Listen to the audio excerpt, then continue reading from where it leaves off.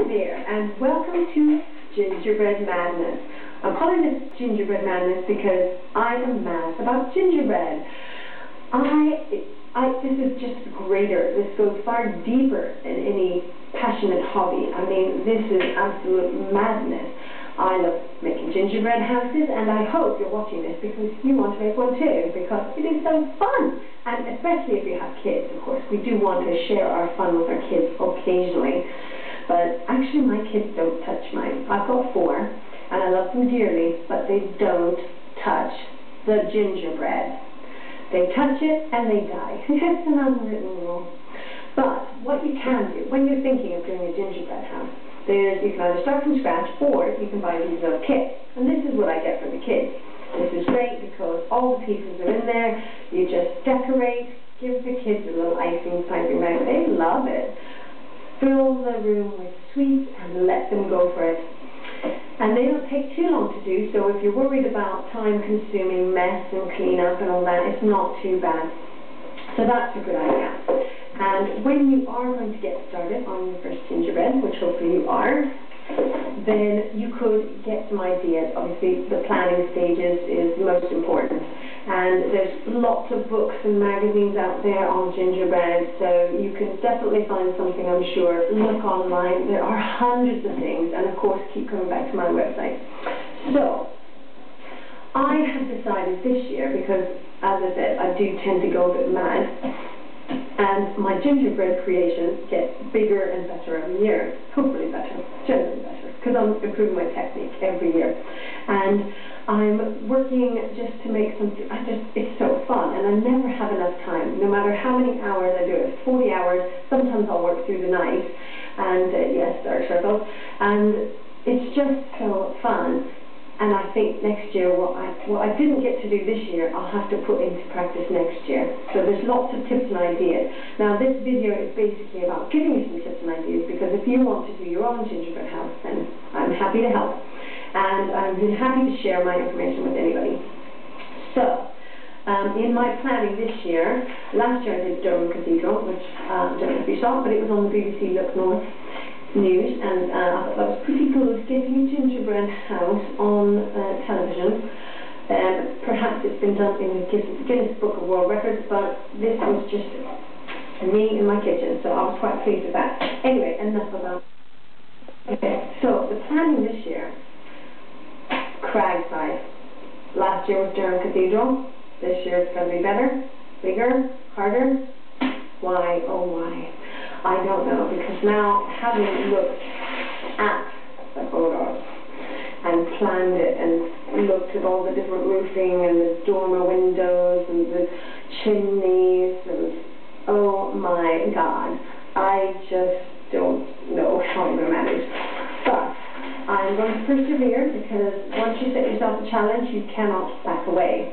And this is such a beautiful building, and really it would be wonderful to have in gingerbread and to show for children. They love it. It's so inspiring. Kids and adults alike are so inspired by gingerbread. So don't let anyone put you off.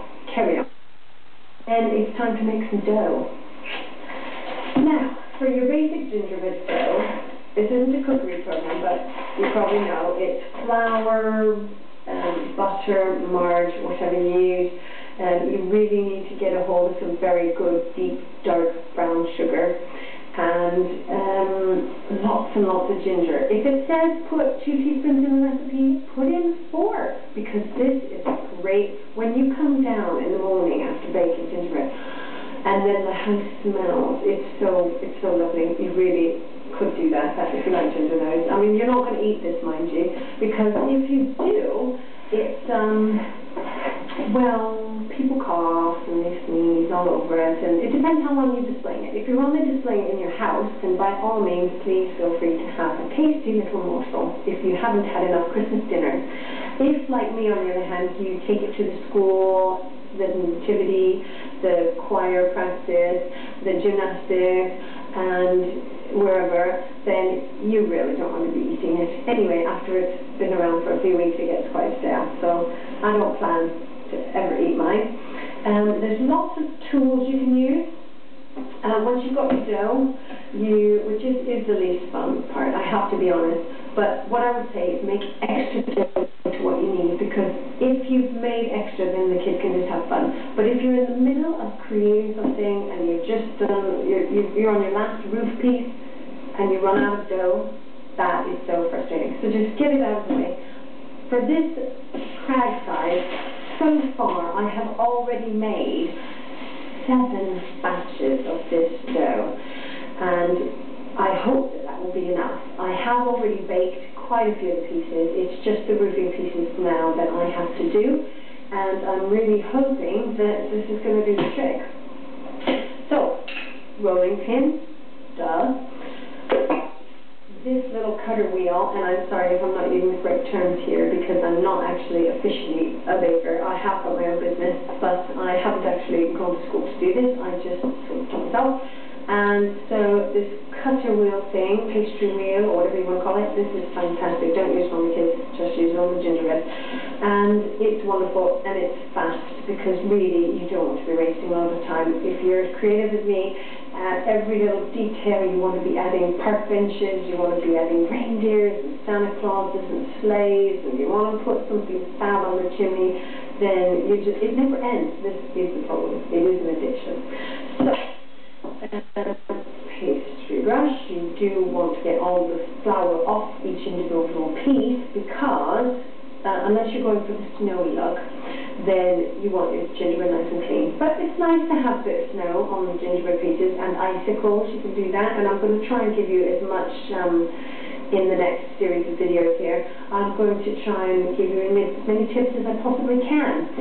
So, this year I've also got these wonderful embossers. They are fantastic. You can get them at most cake shops, and they actually can go into the gingerbread before you bake it, and then they'll leave a nice little pattern. You've got to do them quite deep. Sometimes if you've got too much raising agent in your gingerbread, then they will bake out.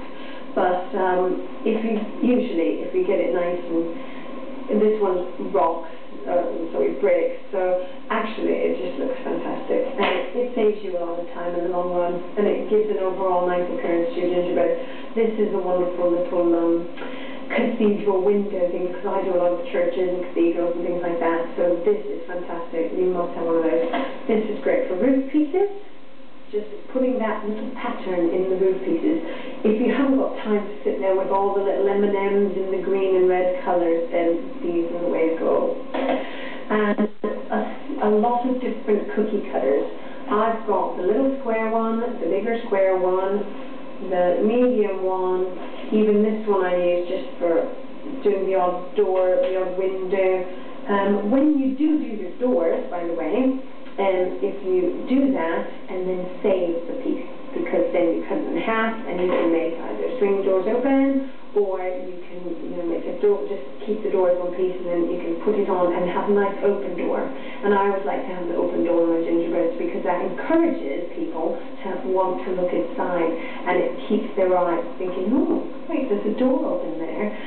There's something in there. I mean, obviously not. This is not Hansel and Gretel, but it does intrigue the eye, and it makes you want to look longer. And at the end of the day, when you've created something as beautiful as a homemade gingerbread house, you really want people to look as long as possible.